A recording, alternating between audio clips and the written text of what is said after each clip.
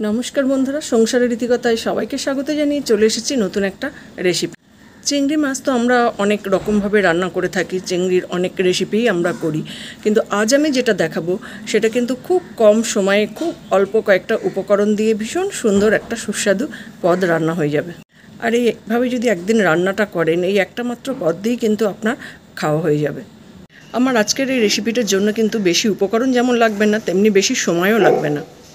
তাহলে চলুন সঙ্গে থাকুন, দেখতে থাকুন আজ চিংড়ি মাছের কি দেখাচ্ছি। এখানে আমি কতগুলো চিংড়ি মাছ নিয়েছি আর মাছগুলো ভালো করে বেছে ধুয়ে নিয়েছি। এবার দিয়ে দিলাম 1 চামচ নুন, দিয়ে দিচ্ছি হাফ চামচ হলুদ গুঁড়ো। এবার ভালো করে নুন হলুদটা মেখে রাখবো। মশলা চিংড়ি বানানোর জন্য এখানে আমি একটা কড়াই বসিয়ে দিয়েছি, কড়াই দিয়ে দিয়েছি তেল, আর তেলটাও গরম হয়ে গেছে। এবার দিয়ে দিলাম একটা তেজপাতা, একটা এলাচ আর 2 টুকরো দারচিনি। ফোড়নটা ভালো করে ভাজা হয়ে গেছে। এবার দিয়ে দিলাম 3 টুকরো রসুন, আমি থেঁতো করে 3টে রসুন দিয়ে দিলাম, আর 2টো মিডিয়াম সাইজের পেঁয়াজ কুচি। রান্নাটা কিন্তু খুব চটজলদি হয়ে যায়। এবার আমি এই পেঁয়াজ রসুনটা একটু ভালো করে ভাজা ভাজা করে নেব।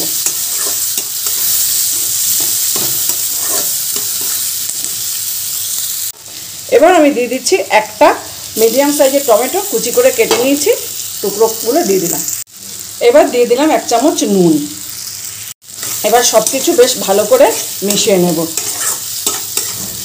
টমেটো আর পেঁয়াজ নরম হওয়া পর্যন্ত এরকম নাড়তে থাকবো। নুনটা দিয়ে দিয়েছি, তাড়াতাড়ি নরম হয়ে যাবে। পেঁয়াজ টমেটো তো বেশ ভাজা ভাজা হয়ে গেছে। এবার আমি দিয়ে দিচ্ছি 1 চামচ আদা রসুনের পেস্ট। এবার দিয়ে দিলাম 1 চামচ লঙ্কা গুঁড়ো। এবার ভালো করে এটা মিশিয়ে নেব।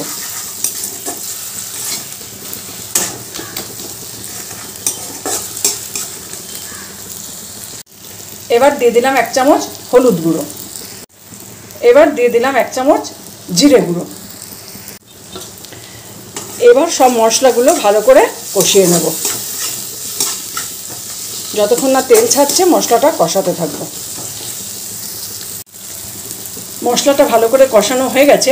এবার আমি যে চিংড়ি মাছগুলো নুন হলুদ মেখে রেখেছিলাম সেই চিংড়ি মাছগুলো দিয়ে দেবো। এই মাছগুলো কিন্তু আমি ভাজিনি, শুধু নুন হলুদ মেখে রাখা চিংড়ি মাছগুলোই দিয়ে দিলাম। এবার আমি ভালো করে মশলার সাথে কষিয়ে নেব।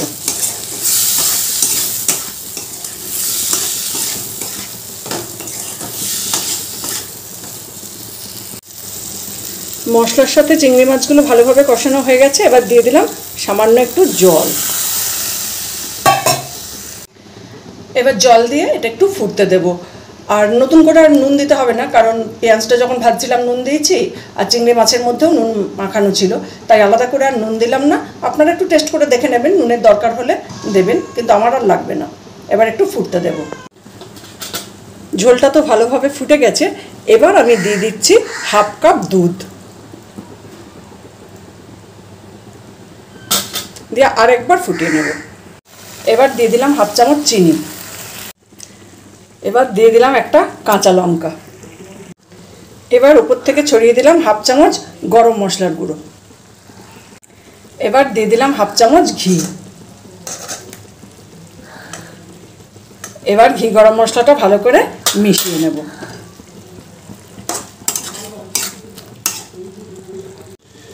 একদম রেডি হয়ে গেল মশলা চিংড়ি। এবার আমি গ্যাসটা অফ করে আপনাদের দেখাচ্ছি।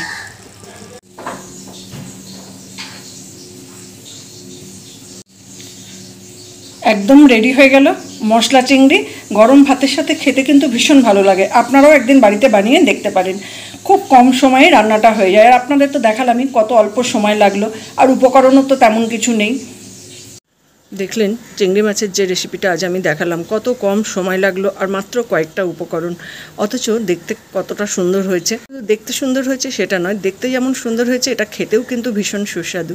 গরম ভাতের সাথেই বলুন, পোলাওয়ের সাথেই বলুন, দুর্দান্ত খেতে লাগে। আপনারাও একবার বাড়িতে বানিয়ে দেখতে পারেন, খেতে কিন্তু ভীষণ সুন্দর হয়। আর বাড়িতে বানালে কেমন হয়েছে কমেন্ট বক্সে জানাবেন। ভালো লাগলে একটা লাইক দেবেন, শেয়ার করবেন, অন্যদের দেখার সুযোগ করে দেবেন। যারা আমার ফেসবুক পেজ থেকে দেখছেন পেজটা ফলো করবেন, যারা আমার ইউটিউব চ্যানেল থেকে দেখছেন চ্যানেলটা সাবস্ক্রাইব করে নেবেন। আর অলরেডি যারা সাবস্ক্রাইব করেছেন, আমার সঙ্গে আছেন, পাশে আছেন, তাদের তো অসংখ্য ধন্যবাদ। এইভাবে আমার সঙ্গে থাকুন, পাশে থাকুন। সবাই ভালো থাকুন, সুস্থ থাকুন। দেখা হবে অন্য কোনো দিন অন্য কোনো রেসিপি নিয়ে।